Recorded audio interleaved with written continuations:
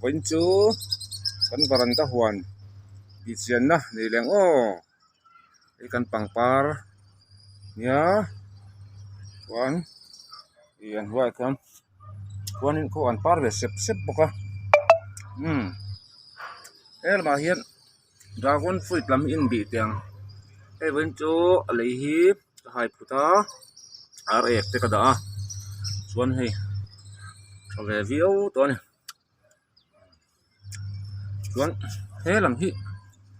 ei po dragon fruit bok ani le a chuan he la hian kum gram nei than tia mi zo chuan thi bu fai an ti khan ya ka ku ya a phun son a hun to sia phun na ram kala nei mai si lo wa he ti hian ka pot veka ka phun son sia ti hian alen dewa ala phun tha don ani a rek lei tha ka da veka chuan ti hian an a ve viau sin cái sẹt thum cái polo man ý sẹt thum triệt đấy nghe mà strawberry cái strawberry lo min vắt vắt mấy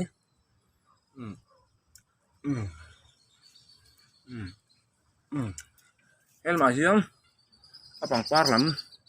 in bị vẹt thung ô hẳn mỗi em mỗi tất cả này thì kan pangpar ani ve thunga van moi em